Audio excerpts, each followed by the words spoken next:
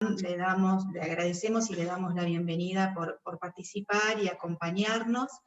En esta oportunidad vamos a tener el webinar de valor clínico y económico en dispositivos de neuromodulación para movimientos anormales, que está auspiciado por Medtronic, y vamos a tener a dos speakers, al doctor Juan Telles Díez y al bioingeniero Leandro Street. Así que bueno, ellos nos van a compartir todo su saber y todo lo que nos puedan aportar sobre esta temática para poder enriquecernos y poder intercambiar entre todos. Como siempre, lo importante es que todas las preguntas las vayan realizando en el chat para que así al final de las exposiciones podemos intercambiar y sacar dudas.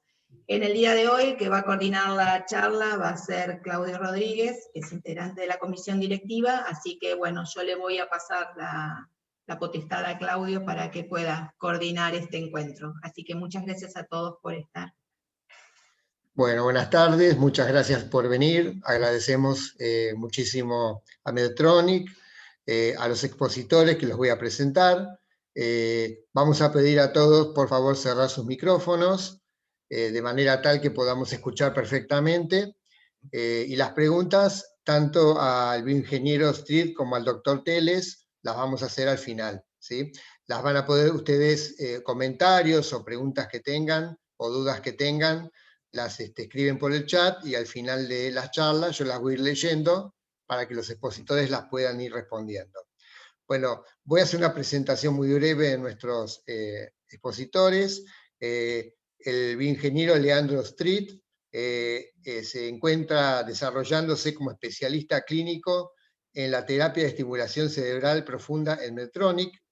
El doctor Juan Teles Díaz es médico general de la Universidad Pontificia Bolivariana UPB de Colombia, especialista en gerencia de hospitales de la Universidad EAFIT, especialista en auditoría de calidad de la Universidad CES, especialista en evaluación de tecnologías sanitarias de la Universidad Nacional Autónoma de México.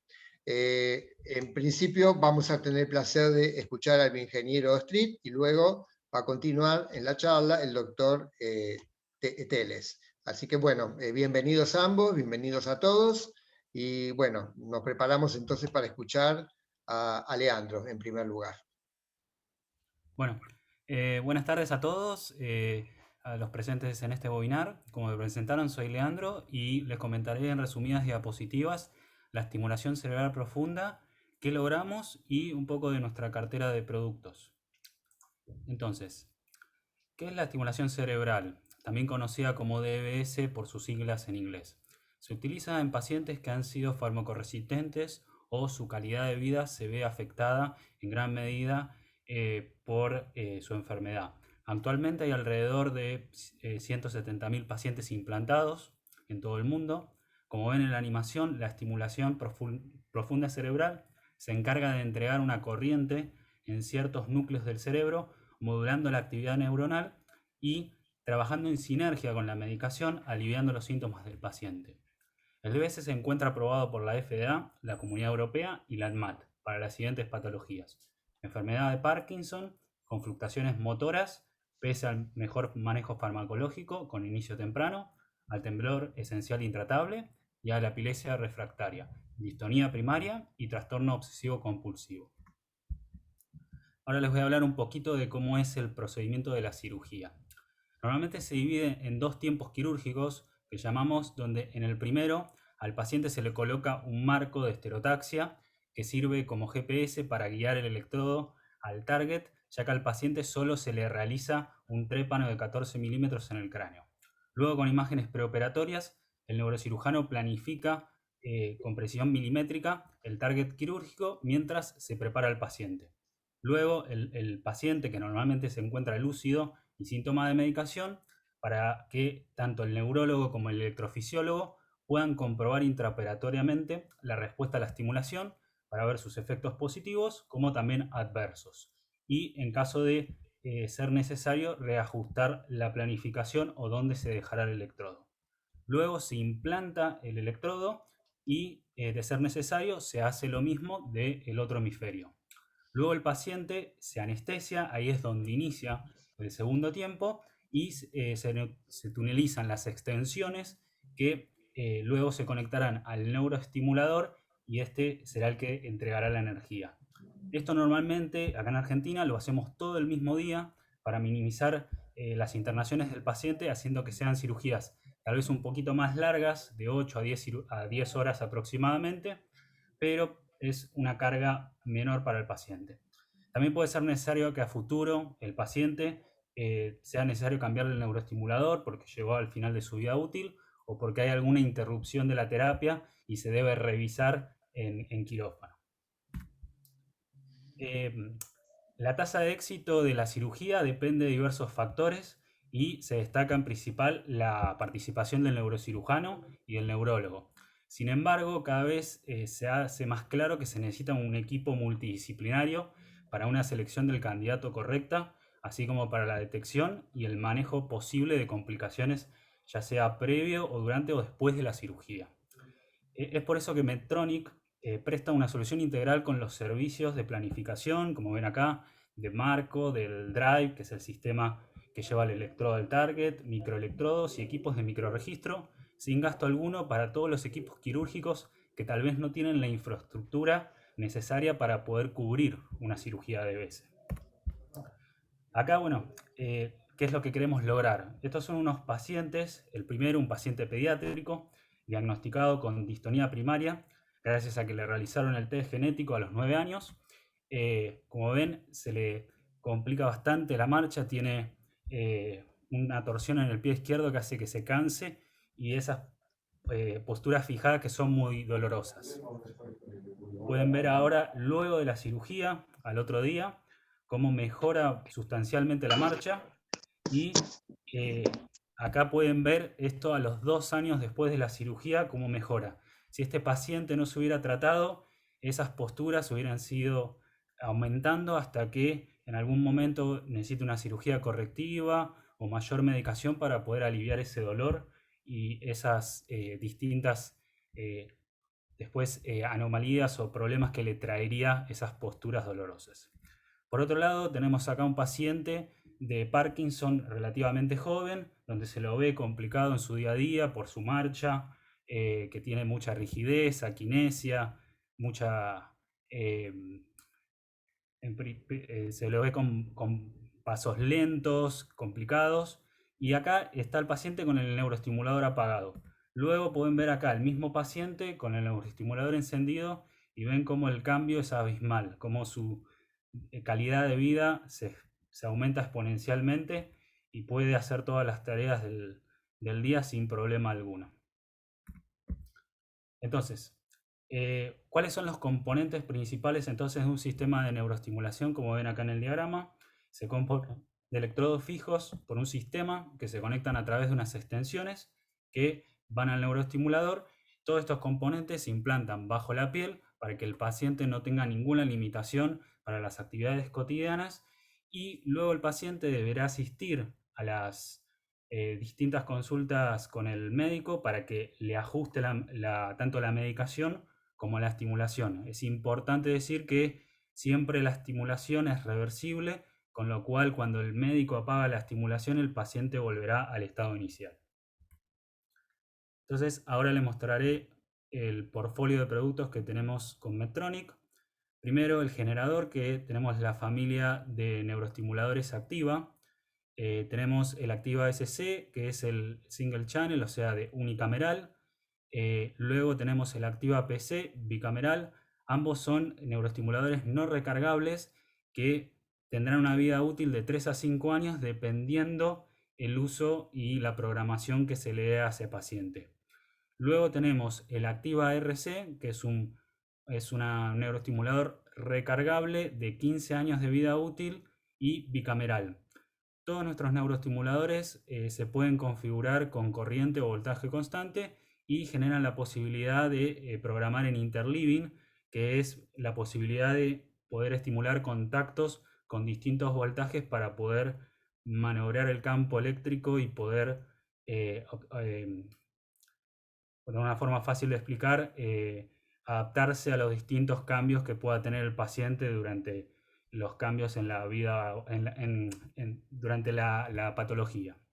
Todas nuestras baterías también son compatibles con resonancia de cuerpo completo a 1.5 Tesla, y es importante también destacar que somos los únicos en el mercado que permitimos que el paciente tenga la estimulación encendida durante la resonancia magnética, haciendo que el paciente pueda tener menor temblor y realizarse un estudio un poco más fácil sin tener que ser anestesiado. Luego, algo que quiero destacar de la Activa RC, de la familia Activa RC, del recargable, es que no solamente es una batería que está comprobada con datos reales que dura los 15 años, sino que se ha visto en pacientes tanto implantados como explantados que su capacidad luego de los 15 años solamente baja un 20%, porque esto es importante ya que los pacientes se van a tener que recargar durante su vida útil, y muchos pacientes que tengan tal vez un consumo demasiado alto no se van a ver con una experiencia negativa durante esos 15 años, ya que su porcentaje de incapacidad bajará mucho. Creo que todos ya saben, cuando tienen un celular, creo que más de 5 o 6 años ya lo tienen que cambiar porque la batería no les alcanza para poder estar todo el día. Bueno, Medtronic hizo los estudios necesarios con sus baterías y comprobó esto para poder rendir y tener una experiencia agradable para el paciente durante los 15 años. Luego tenemos los electrodos, que tenemos 3 modelos de electrodos. Todos son de 4 contactos con diferente espaciado cada uno, donde con estos 4 contactos podemos cubrir todos los targets, como ven acá en las imágenes, que son los que están aprobados para las patologías que le hablé anteriormente. Y especialmente tenemos uno, que es el 3391, que es especial para lo que sería trastorno obsesivo compulsivo, para poder cubrir la cápsula, el brazo de la cápsula anterior. Siguiendo un poco con el abanico de productos que tenemos para cubrir las necesidades, tenemos el cable de prueba interoperatoria, que principalmente sirve para que el neurólogo pueda hacer una verificación intraoperatoria, estimulando al paciente y viendo qué efectos tiene con un neuroestimulador externo. Luego tenemos el StimBlock, que es el sistema que se fija al cráneo y fija el electrodo para que evite los desplazamientos futuros. Luego tenemos un tunelizador que permite ser maleable para acomodarse a la anatomía del paciente. Tiene distintas puntas, como también portadores, para poder en una sola tunelización pasar las 2 extensiones de los 2 hemisferios del paciente. Luego tenemos las extensiones, que se pueden extender hasta un 15% más de su largo final. Estas son las que pasan por el cuello, y con esa posibilidad de extensión evitan que haya tirones o, como dicen, jaleos de los electrodos que puedan dañar el sistema. Vienen en distintos largos dependiendo de dónde la batería se llegue a implantar, ya sea en el pectoral o en el abdomen. Luego, por último, tenemos el programador médico, que es la que usará el especialista para interrogar al neuroestimulador, y a través de una comunicación encriptada permitirá poder hacer la modificación de parámetros, chequear la integridad del sistema, hacer anotaciones, varias otras cosas también. Y todo esto es importante, que quedará guardado en el neuroestimulador, con lo cual después, cuando otro profesional médico vaya a verlo a este paciente, podrá tener todos los cambios y modificaciones que se hizo tal vez en otro centro, sin tener problema de tener que requerir una historia clínica. Por otro lado, el paciente también va a requerir de algunos accesorios, ya sea como el programador de paciente, que es un control que le permite hacer ajustes, todo esto dependiendo si el médico le dejó abiertos los parámetros para poder hacer los ajustes necesarios. También tiene una pantalla LCD que permite fácil y con unos iconos intuitivos para el paciente. También se puede entregar una antena, que es opcional para mayor comodidad y poder ver la pantalla mejor. Y por otro lado tenemos el sistema de recarga, que solamente es necesario para los estimuladores recargables RC, y que serán los que después el paciente dependerá de cargarse. Es una cosa importante que me faltó destacar de los neuroestimuladores, es que el médico va a elegir dependiendo de la patología y el consumo que tenga el paciente y también de su entorno social, porque esto también es una carga para el paciente y si el paciente no está acostumbrado a la tecnología, puede ser que sea una complicación y después cuando vaya a la consulta o en su casa tal vez se le apague el estimulador porque queda sin carga. Entonces, todo esto tendrá que ser evaluado por el grupo médico para decidir cuál es la mejor opción independientemente de la durabilidad de la batería. Por último, quería mostrarle una pequeña pizca de lo que se está viniendo en nuestro portfolio, que es la nueva batería Percept PC, que no solamente es una batería, sino es una tecnología disruptiva en lo que es DBS y va a poder sensar con los electrodos que ya tenemos en el mercado las ondas del cerebro y detectar ciertos biomarcadores para poder personalizar la estimulación. Entonces, el médico va a tener un diario digital que va a poder guiarse de cómo ha estado la estimulación con la medicación actuando en sinergia y viendo que si tiene que hacer cambios en la estimulación o tal vez más la medicación. También vamos a extender la compatibilidad de resonancia a 3 Tesla para que los pacientes puedan acceder a imágenes médicas de vanguardia, pues ya cada vez se ve más en los centros de imágenes que hay más equipos de resonancia de 3 Tesla.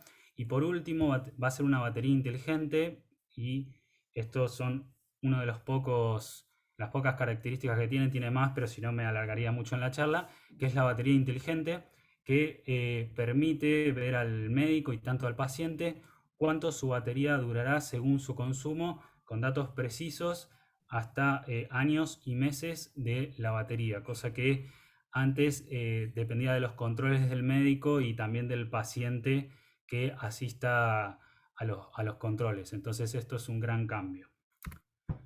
Por último, bueno, queremos dejar que Medtronic es el primero en proveer estas capacidades de resonancia. Como les dije, tenemos pacientes implantados en todo el mundo con un soporte. El paciente que se atiende acá en Argentina puede verse en cualquier otro país porque tenemos una presencia en todo el mundo. Y por otro lado, y no por menospreciar, tenemos evidencia de clínica a nivel 1 que ahora más adelante les hablará el doctor Juan Telles. Así que bueno, esto es todo por mi parte. Los dejo con Juan y dejamos para el final entonces las preguntas que tengan.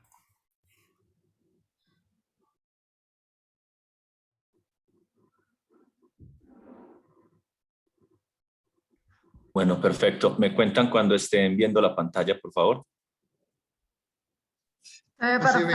Se ve perfecto.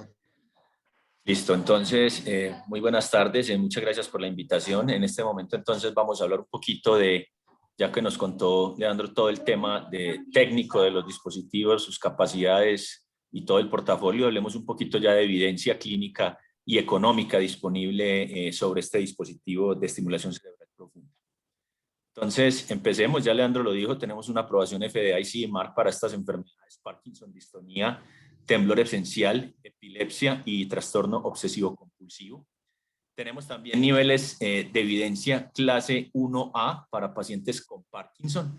Tenemos nivel de evidencia 1B para pacientes con distonía, 1A para pacientes con temblor esencial, para trastorno obsesivo compulsivo 2B y para epilepsia 1A.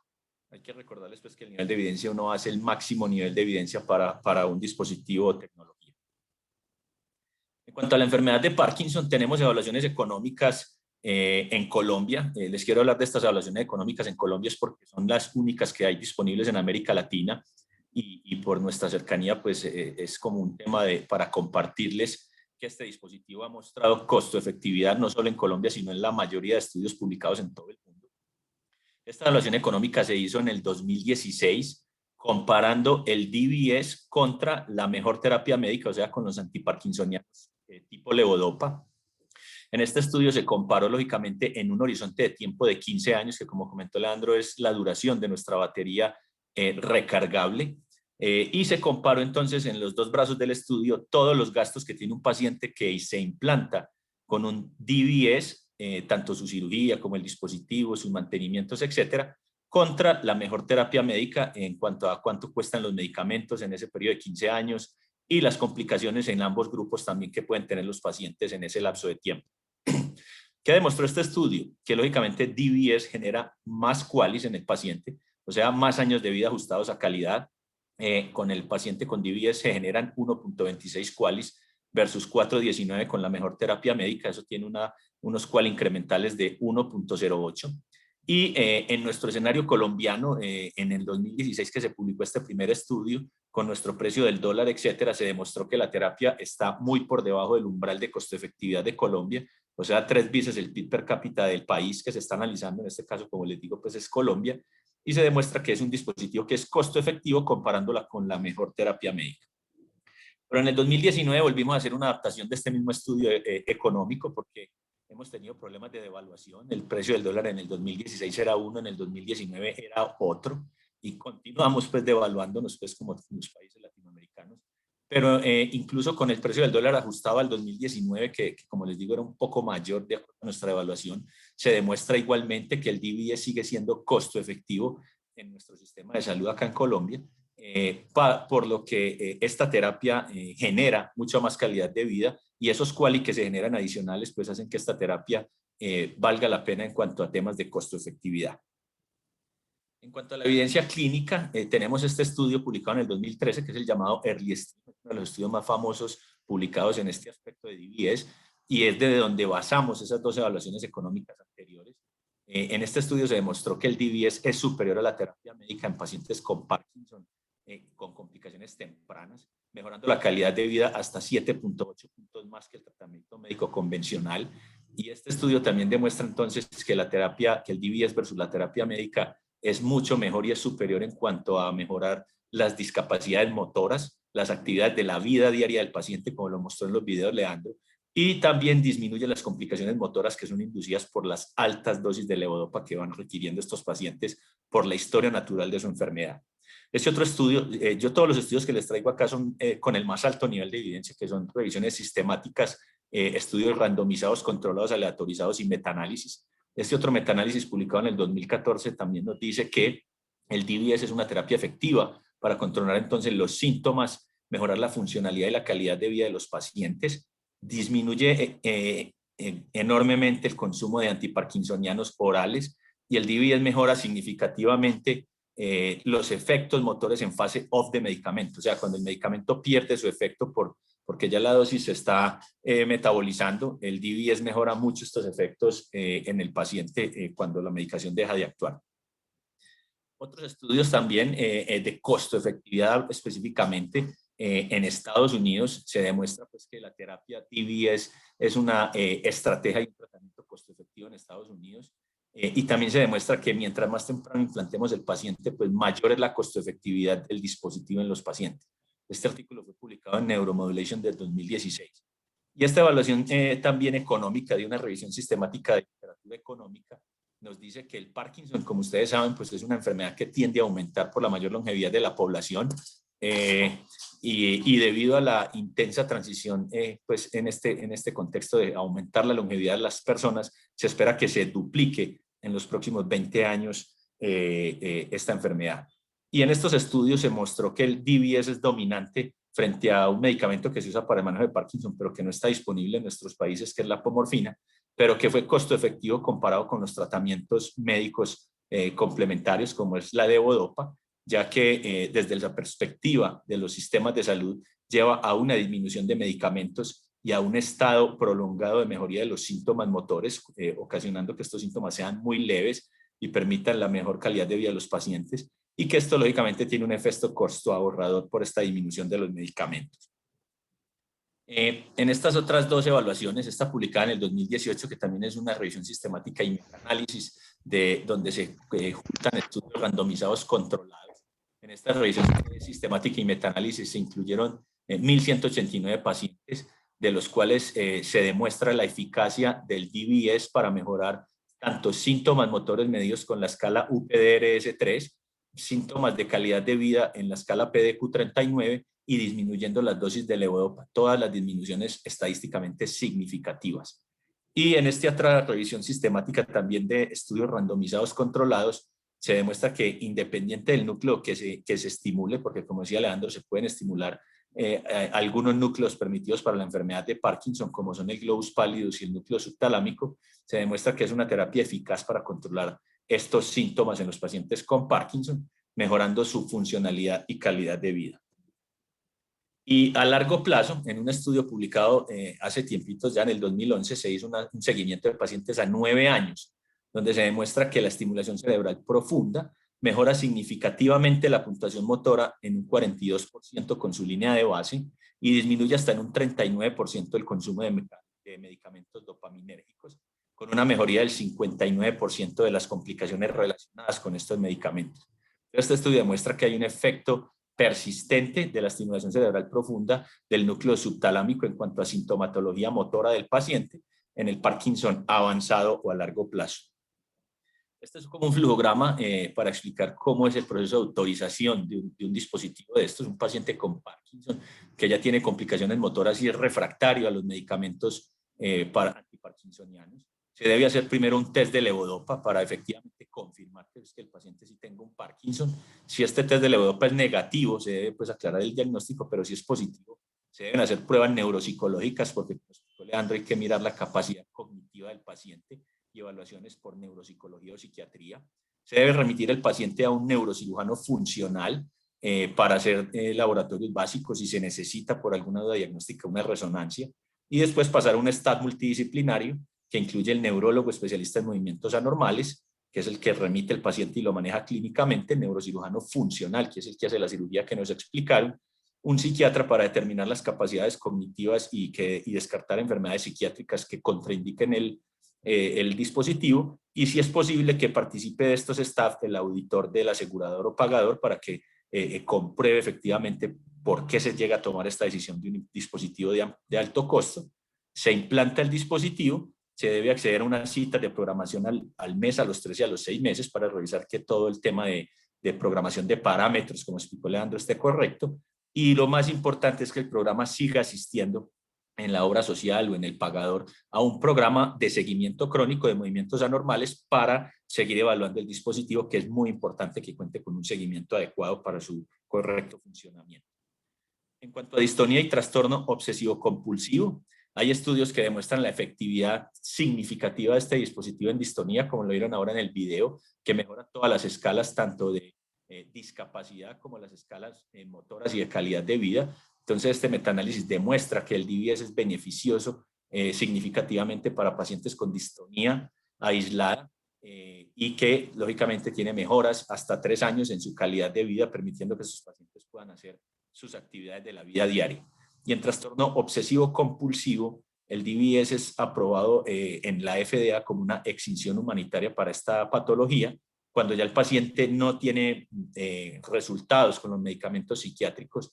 Se lleva a DBS con una reducción en las escalas de obsesivo-compulsión de 47% en 12 meses y de 52% en 21 meses.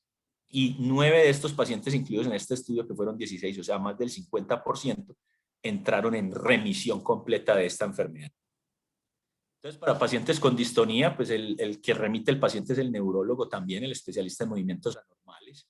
Se deben hacer también pruebas neuropsicológicas, laboratorios básicos, en caso de necesitarse por duda diagnóstico una resonancia, la interconsulta al neurocirujano funcional, que es el que hace la cirugía, el neuropsiquiatra o neuropsicólogo para evaluar la capacidad cognitiva del paciente, y últimamente pasar al staff que define el implante, y si se implanta el paciente, pues continuar en un programa también de seguimiento. Aquí hablar del valor económico de nuestro dispositivo, que dura 15 años, como decía Leandro.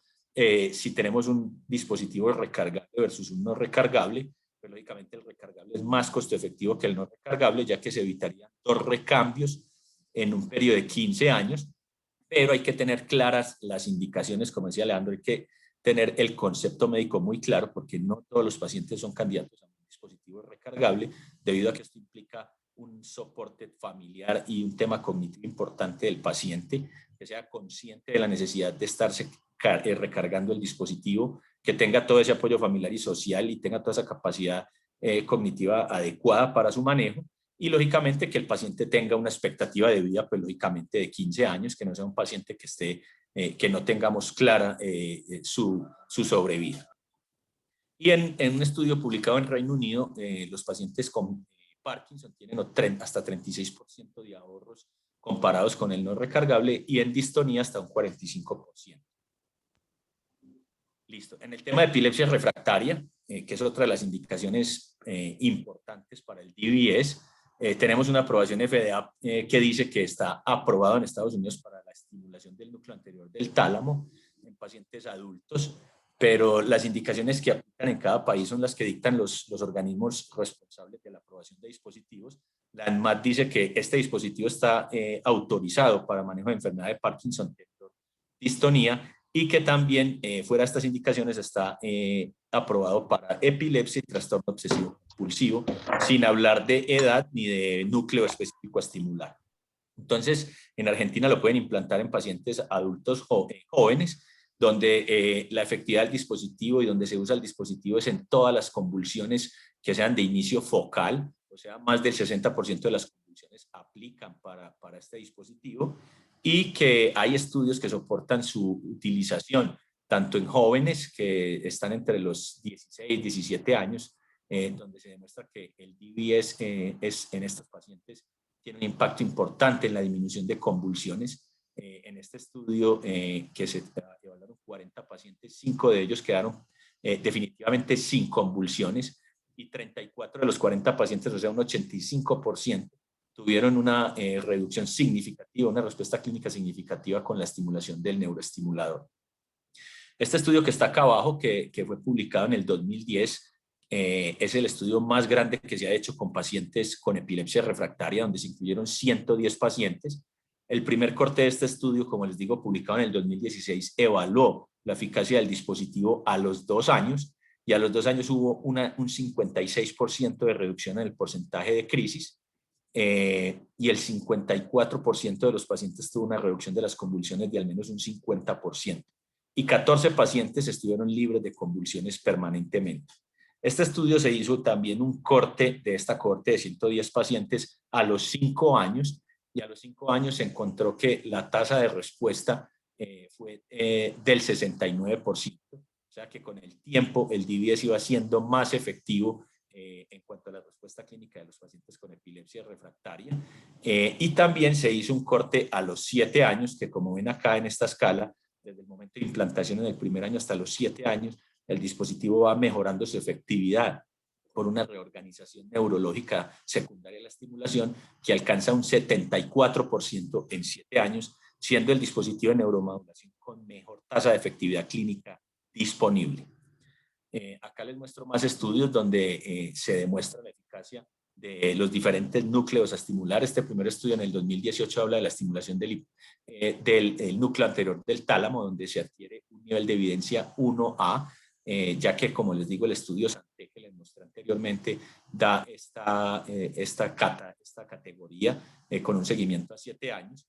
Y este estudio abajo, publicado en el 2017, que también es un estudio randomizado controlado, demuestra que los pacientes con epilepsia del lóbulo temporal que no sean candidatos para la cirugía de epilepsia, que como ahora les voy a mostrar en los flujogramas, el gol estándar en paciente epiléptico es primero la cirugía, pero en los que no sean candidatos, pues la implantación de un neuroestimulador cerebral profundo disminuye significativamente la frecuencia de convulsiones en estos pacientes refractarios y que no sean candidatos a la cirugía.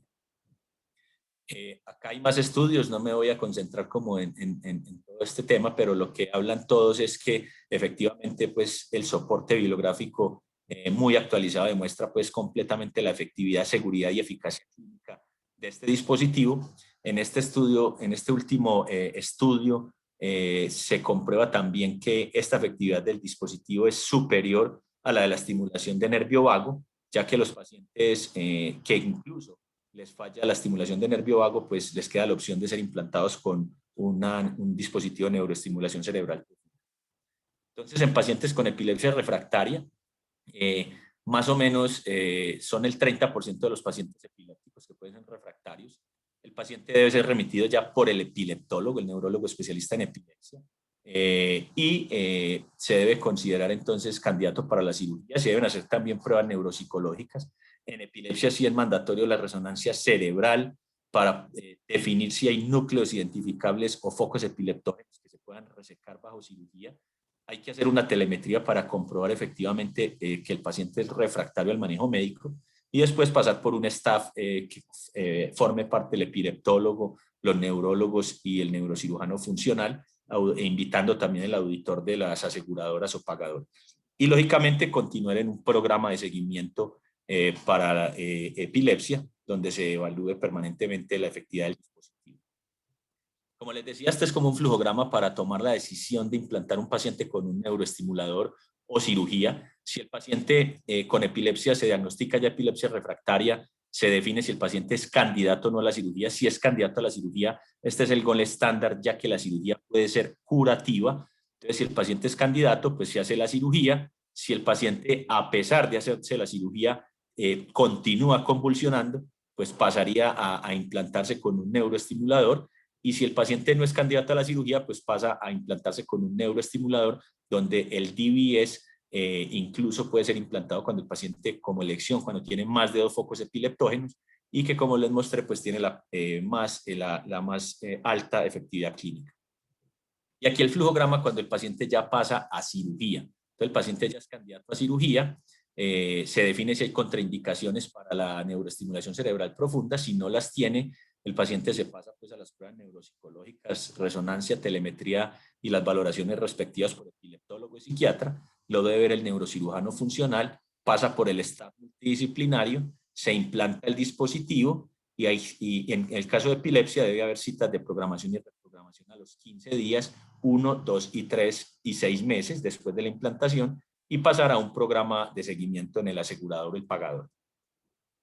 Aquí están como los pasos y el patient pathway que debe pasar el paciente para una autorización de un dispositivo de alto costo, que en este caso aplica pues para la neuroestimulación. El médico prescribe la implantación del dispositivo, el asegurador o pagador o la obra social pues recibe esta orden, la pasan a evaluación por un par o por un grupo de auditoría, el asegurador genera la autorización para el procedimiento, el paciente va a la clínica o institución donde el asegurador tiene convenio para hacer la implantación hasta que finalmente el paciente es implantado.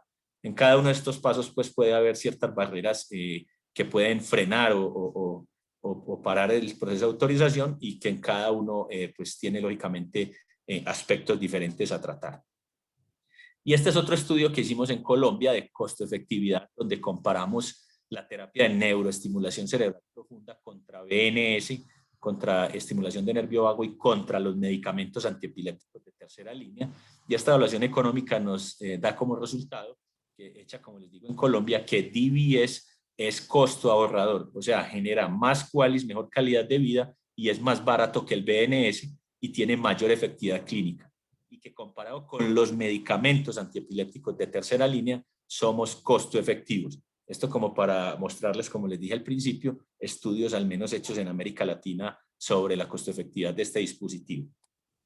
Entonces, como conclusiones, tenemos que la epilepsia refractaria se define cuando el paciente continúa convulsionando a pesar de tener 3 antiepilépticos de última línea a dosis máxima. Si se identifica el foco epileptógeno en la resonancia, la cirugía es la primera elección y el gol estándar porque, como les decía, es un procedimiento curativo, pero que la cirugía de epilepsia tiene una efectividad del 58 al 65% en los pacientes, o sea que más o menos un 35-40% de los pacientes, aún después de la cirugía con foco identificado, quedan convulsionando, y en estos casos y en los que no sean candidatos, pues son candidatos para DBS, que son los pacientes con epilepsia focal, con cirugía fallida, con contraindicaciones para la cirugía, o que tengan riesgo alto de eventos adversos en la cirugía, o que se identifiquen 2 o más focos epileptógenos, o, lógicamente, por elección del paciente, que el paciente diga, yo no me quiero someter a una cirugía de acuerdo con la evaluación médica, lógicamente. Y que las tasas de respuesta del DBS son del 74% a 7 años, y que los estudios más largos de BNS, que son muy pocos, llegan hasta solamente un 55% en 5 años, y cuando falla el BNS, pues los pacientes podrían ser implantados con DBS. Y aquí con una tabla de resumen de DBS versus BNS, pues ambos dispositivos podemos hacernos resonancias de cuerpo entero. Como decía Leandro, no hay necesidad de apagar el dispositivo. Tenemos una versión recargable para DBS. El costo en Argentina del DBS es menor comparándolo con el costo del BNS. la efectividad es mayor en el DBS hasta 74% contra un 55%. Y en temas de costo-efectividad, según este estudio pues, que hicimos en Colombia, es costo ahorrador o dominante. Y hasta aquí era mi presentación, para que pasemos a la sección de preguntas. Bueno, muy interesante, excelente la presentación. Realmente es una tecnología que también despierta mucha curiosidad, muchas inquietudes. Primero voy a dar lugar a las preguntas que están en el chat, las voy a ir leyendo. Pienso que las puede contestar tanto el ingeniero Steve como el doctor Teles. Yo la formulo y ustedes tienen la libertad de contestarla cada uno por su lado o si quieren en forma conjunta. Entonces voy a abrir el chat y voy a empezar yo a leerles las preguntas. Bueno, acá hay una observación de la doctora Marta Ríos que nos dice, o qué comentario podrían tener ustedes con la edad avanzada en los pacientes, si esto es una limitante, o sea, qué tan complicado es el uso de esta tecnología ya en pacientes añosos, o si directamente no se puede hacer. Bueno, esa respuesta tiene su análisis, lógicamente, con los médicos tratantes. El paciente que se va a implantar con DBS tiene que mirar, lógicamente, su expectativa de vida y el estadio de la enfermedad, ¿sí? Si es un paciente que está en estadios terminales, es una contraindicación.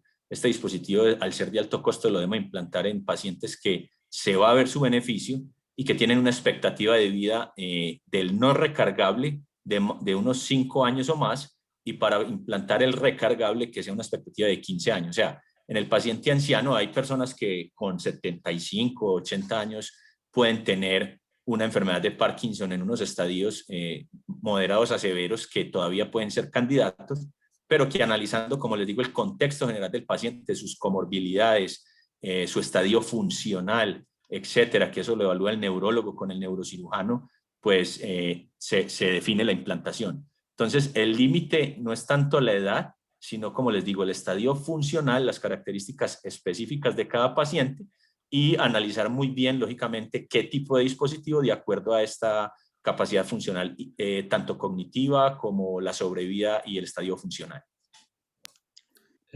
Y yo quisiera agregar una cosita. En cuanto a todos los pacientes, tenemos una ventana terapéutica. O sea, a medida que se le diagnostica de Parkinson, que no es un Parkinson idiopático, sino un Parkinson típico, la idea es que el paciente trate de, si ya tiene problemas motores, con la estimulación cerebral profunda, pero como saben, el Parkinson también es una enfermedad neurodegenerativa donde trae todos los problemas cognitivos. Entonces, tiene que tener todo el abordaje neuropsiquiátrico y que avale que ese paciente no va a tener en los próximos años problemas de demencia u otra índole por la misma enfermedad que, recordemos, no es solamente motora. Entonces, es importante siempre, como decíamos, ese grupo multidisciplinario que analice al paciente antes de indicarle la terapia a implantarse. Bárbaro. Tengo otra consulta acá de Vilma Jiménez, la doctora Vilma Jiménez de Tucumán. Nos consulta sobre costos en la Argentina y, bueno, un poquito de lo que ya estábamos hablando, limitaciones por edad y por patologías.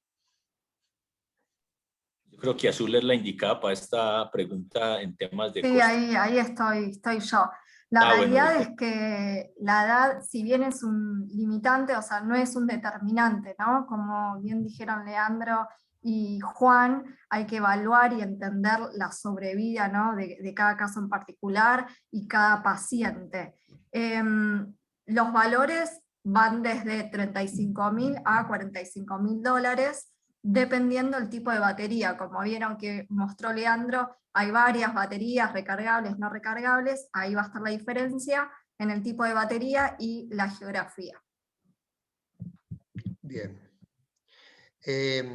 Esta es mía. Generalmente, para determinar el umbral de costo-efectividad por año de vida ganado, ajustado por calidad de vida o año de vida ganado simplemente, o utilizamos en general el famoso número $50.000 que usan los americanos, o utilizamos el límite de 3 productos brutos del país donde nosotros estemos referenciando el estudio. En particular en Colombia, ¿ustedes utilizan el límite de $50.000? No, les cuento, es controversial el tema de la definición de costo efectividad. Ustedes saben que es un tema muy debatido por las asociaciones de evaluaciones de tecnologías. Nosotros nos apegamos todavía a la definición antigua de la OMS, que es de 1 a 3 veces el PIB per cápita del país que se está analizando. En Colombia, en el 2016, el límite de costo efectividad eran $21.000, era el límite de 3 PIB per cápita. Y cuando hicimos la evaluación en el 2019 eran $19.600 nuestro límite de costo efectividad. Entonces, cuando hacemos estas adaptaciones, hacemos con los valores locales, ¿sí? con la situación económica local, porque ese umbral de 50.000, pues es para países, se podría decir que económicamente avanzados, ¿cierto? En países ya industrializados y desarrollados, y en nuestros países latinoamericanos es importante poderlos adaptar al PIB de cada uno, al PIB per cápita de cada uno. Perfecto. Otra pregunta es, ¿con qué se midió calidad de vida? Que para el estudio presentado, bueno, una de las slides hablaba en 7,8 puntos. ¿En qué tiempo se midió? ¿En qué rango de edad tenían los pacientes? Por acá tendríamos que ver cuál fue el slide en donde estaba esto, ¿no? No sé si se acuerdan. La voy a leer de vuelta. ¿Con qué se midió calidad de vida? Que para el estudio presentado fue de 7,8 puntos. ¿En qué tiempo se midió? ¿Qué rango de edad tenían los pacientes? No sé si tienen presente el dato.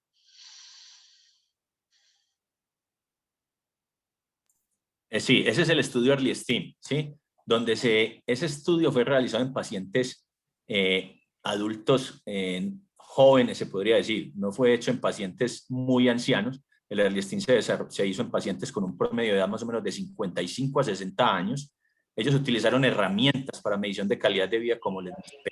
Utilizaron para medir la mejoría motora, el UPDRS-3, y utilizaron para hacer la medición de la calidad de vida, utilizaron el EQ3, que aquí les voy a confirmar, el PDQ39, perdón, para hacer las mediciones de calidad de vida.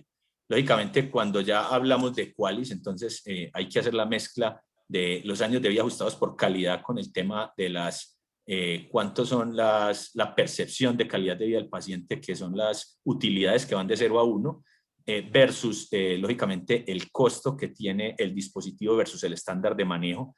Entonces, en estos modelos de evaluación económica, en el estudio se publica 7,8 puntos, pero cuando hacemos las evaluaciones económicas hablamos en términos de QALYs versus costo para definir el umbral de costo efectividad. Y eso está lógicamente publicado en el Early STEAM, que se los puedo compartir, pero fue con las escalas que les mencioné. Sí, además una cosita para agregar también es que este estudio nos permitió contra la FDA poder adelantar normalmente que era 6 años, una vez diagnosticado el Parkinson, que el paciente podía acceder a la terapia. Con esto pudimos adelantar a 4 años, entonces evitar que ese paciente tal vez llegue más, por así decirlo, degenerado por la misma enfermedad a implantarse y tal vez no tenga los mismos efectos positivos de la terapia a comparación de un paciente que se implantaba antes. Entonces esto fue de gran ayuda para poder mover esa línea de entrada para los pacientes. Sí, lo que dice la es importante, no es esperar a que el paciente ya llegue a un punto, como decimos, ya de no retorno, porque como les digo, cuando el paciente ya está terminal por su enfermedad de Parkinson, que es una enfermedad evolutiva, que es una enfermedad que va avanzando con el tiempo. Por eso es que el dispositivo se va volviendo más costo efectivo mientras vamos viendo un Parkinson de tipo moderado, ¿cierto? Donde ya empieza con esta sintomatología, el dispositivo se va volviendo más costo efectivo que, como les digo, esperar que por la historia natural de la enfermedad y una enfermedad progresiva pues llegue a un deterioro que ya no sea justificable implantarlo, que ya un paciente postrado en cama en un estadio terminal pues lógicamente no se va a beneficiar del dispositivo. Entonces, este estudio Early STEAM nos demuestra que en el paciente con complicaciones tempranas motoras, no tanto esperar estadiajes ya como les digo, que ya ni siquiera sea pertinente la terapia, pues que el paciente pueda disfrutar de esta mejora de calidad de vida en esos estadios más tempranos que cuando ya está en un estadio final o terminal. Bien. Otra pregunta, ¿cuáles son los principales inconvenientes o efectos adversos que puede tener la implantación del DBS en el Parkinson? O sea, ¿cuáles son las dificultades que pueden aparecer post-implante, las más frecuentes? Leandro, ¿la contestas? Sí, cómo no. Principalmente, como cualquier cirugía, están los riesgos de hemorragia, están los riesgos de infección en el bolsillo del implante o desplazamiento de los electrodos, son los más comunes, pero esos ya se han visto en los estudios que la tasa de infección es cercana a entre el 3 al 5% y también en lo que es desplazamiento es muy baja mientras se sigan los pasos y el protocolo quirúrgico adecuado. Después, por otro lado, en cuanto a la estimulación, los pacientes al principio, cuando se va evaluando qué electrodo encender, los parámetros, cómo acompañarlo con la medicación, puede ser que tenga efectos adversos porque recordemos que el electrodo se implanta en medio del cerebro donde hay otras estructuras, ya sea límbicas, que están cerca de pares craneales, distintas anatomías, distintas estructuras anatómicas que pueden generar, si uno lo estimula, efectos adversos. Eso, por suerte, es ajustable, como decía, con los parámetros de estimulación, entonces el médico o el especialista puede ajustar eso para que el paciente tenga la menor cantidad de efectos negativos que puede dar.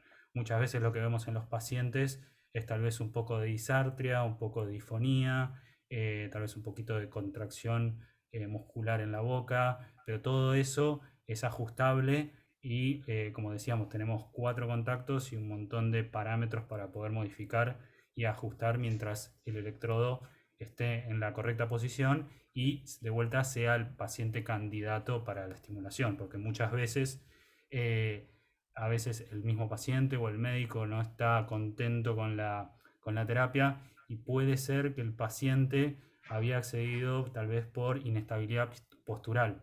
Y sabemos que, por ejemplo, el DBS para Parkinson no es la indicación puntual por lo que uno se implantaría, sino más por lo que habíamos hablado de bradiquinesia, rigidez, temblor, todo ese tipo de síntomas motores que complican en la vida del paciente. Entonces podemos, si tenemos bien identificado el paciente, ajustar los parámetros para evitar esos efectos adversos. Bien. En trastorno obsesivo compulsivo, si mal no vimos, la evidencia clínica no es tan buena, ¿no? Sí, es como les digo, aquí en lo que es trastorno obsesivo compulsivo, este dispositivo juega el papel de terapia compasiva, digamos. Sí, de últimas líneas de manejo, ¿cierto? Como les expliqué, cuando ya han fracasado los medicamentos psiquiátricos y todo el tratamiento psicoterapéutico del paciente, queda esta opción. Sí hay muchos estudios publicados, mucha bibliografía al respecto con muy buenos resultados, pero que de acuerdo a la realización de los estudios, pues el nivel de evidencia es 2B, ¿sí? Que es al menos un estudio randomizado, controlado, aleatorizado, significa la 2, y la B, que es aceptada y por la mayoría, se podría decir, de especialistas y profesionales. Pero por ahora sigue siendo 2B, como les digo, al ser una terapia de última línea de manejo, donde el paciente no le queda más que probar con este tema de dispositivos, pero con muy buenos resultados y mucha evidencia al respecto. Bueno, todas son, felicitaciones, muy interesante el tema, gracias por los aportes, muy claro todo. Acá hay una pregunta de costo que ya le hemos respondido. Muy buena presentación, felicitaciones a los relatores y a los organizadores. Muy interesante el tema, bueno, muy bien, muy buen feedback de los asistentes. Y a mí me queda una última, si es que nadie más hace, que es, en varios tramos de la charla se habló del tema del grupo familiar o de la contención familiar o del apoyo familiar, que evidentemente parece ser un factor importante también. O sea, esto no es algo como para que el paciente lo maneje por sí solo, salvo, digamos, entiendo que es un paciente por ahí muy limitado, o un paciente añoso, o un paciente, digamos, muy impedido, pero un paciente, digamos, en condiciones de patología precoz o que todavía se puede manejar bien, necesita algún apoyo, o sea, el paciente necesita ser auxiliado por otra persona, hace falta algún apoyo, alguna ayuda externa, o se puede arreglar perfectamente por sí mismo. Estamos hablando de un paciente en buenas condiciones, ¿no? Sí, Claudio, como te decía, el paciente que no tiene ese apoyo familiar es más candidato para un dispositivo no recargable. Uh-huh. Es implantado y no necesita estar pendiente del sistema de carga y de estar recordándose y estar pendiente de cómo va la batería. El apoyo familiar es más para estos pacientes que tienen la indicación, pero que cuando se habla de un dispositivo recargable, es importante que cuente con este apoyo para que estén como acordándole, como soportándolo con todo el acompañamiento de la enfermedad y de su tratamiento. Entonces, cuando hablamos de un paciente que vive solo, por ejemplo, que no tiene apoyo de ninguna manera, es mejor o es más indicado un dispositivo no recargable que, como te digo, pues se implanta y el paciente debe ir lógicamente a sus controles médicos, pero que no tiene que hacer estas actividades en su casa o en su hogar donde implica todo este tema de capacidad cognitiva, etcétera, de manejar otros dispositivos que nos presentó Leandro, como el equipo de carga, cómo colocárselo, que no es complejo, pero que se sugiere que sea mejor contar con un muy buen apoyo, tanto social como familiar. Claro. Pero en el caso de que el paciente sea lo suficientemente hábil, si mal no entendí, hasta puede hacer pequeños reseteos digamos, en el aparatito. Puede tocar algunos parámetros. Sí, correctamente. O sea, eso también depende del médico tratante que vea esa capacidad del paciente y, o sea, se pueden configurar lo que se llaman grupos dentro de la programación, donde tal vez el paciente tenga un grupo más hecho para cuando tal vez hace alguna terapia de neurorehabilitación, ya sea física, entonces tal vez necesita un poquito más de estimulación, entonces le hace un grupo especial y después el paciente cuando va a su terapia, activa ese grupo y puede realizar su actividad normalmente. O tal vez hay pacientes que en caso de temblor esencial muchas veces se lo pueden apagar durante la noche si no es dificultoso, porque es más mucho temblor de acción los que tienen los pacientes de temblor esencial.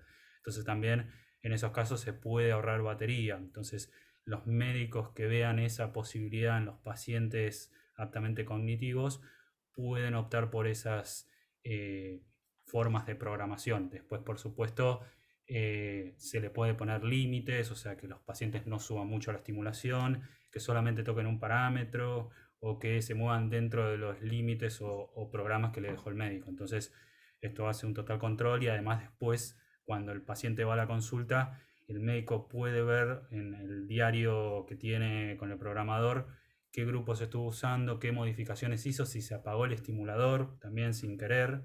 Entonces, todas esas cosas le sirven al médico para ver y comprobar con los síntomas que le indica el paciente cómo estuvo actuando la terapia. Perfecto, muy claro. Bueno, más felicitaciones. No sé si alguien más tiene alguna pregunta. Es el momento. Y si no, bueno, vamos a dar por cerrada esta charla, que realmente ha sido muy, muy interesante, muy, muy bien dada y muy interesante. Y bueno, estas tecnologías, digamos que hasta hace unos años eran prácticamente experimentales y ahora son una realidad y que contribuyen a mejorar la calidad de vida de estas patologías que son tan terribles, ¿no? tan invalidantes y tan horribles. Así que realmente, bueno, esto ha sido un aporte muy interesante. No sé, Estela, si querés dar algún cierre. Yo por mi parte, bueno, felicito a Leandro, a Juan, agradezco mucho a Victoria, ¿sí? A María, por poder haber armado este espacio. Y bueno, ha sido una muy buena exposición. Este contenido fue grabado y va a estar disponible en la página web de SADAM para aquellos que lo quieran volver a ver o que no hayan podido estar presentes hoy y lo quieran ver. Así que en unos días lo vamos a tener disponible también. Y las Estela, bueno. Bueno, yo en realidad les quiero agradecer realmente estas actualizaciones y traernos todo este material y toda la evidencia científica para nosotros es sumamente importante. Muchos de nuestros socios son médicos, auditores, hay farmacéuticos. Bueno, todo el equipo de salud, Sagan lo compone una gran parte del equipo, de los profesionales del equipo de salud. Así que toda esta temática nos aporta mucho, nos actualiza, porque es verdad, como dice Claudio, esto va avanzando día a día y todo lo que es la tecnología, la verdad que avanza de una manera exponencial, que a veces uno piensa que es inimaginable, pero nos sorprendemos día a día con todos los aportes y todo lo que en el mundo se va conociendo y va aportando a todo esto. Así que bueno, no tenemos más que en nombre de Sagan agradecerle por todo lo que nos han aportado, por todo el conocimiento que nos han brindado, y bueno, agradecer a Juan, a Leandro, a Victoria y a María también por acompañarnos, y bueno, dentro de 15 días tendremos un nuevo webinar y volvemos a invitar a todos a que nos acompañen y agradecer por acompañarnos durante tanto tiempo y sobre todo durante el año pasado y que vienen complicados y que sin embargo la gente siempre tiene la voluntad y la buena predisposición para seguir estando y escuchar a pesar de todo lo que nos rodea, ¿no? Y no es una cosa menor. Así que muchísimas gracias a todos. Muchas gracias por la invitación. Muchas gracias. Muchas gracias por su tiempo. Saludos. Muchas gracias. Gracias. Gracias. Feliz tarde. Hasta luego. Gracias. Gracias. Gracias. Buenas noches. Buenas noches, Rubén.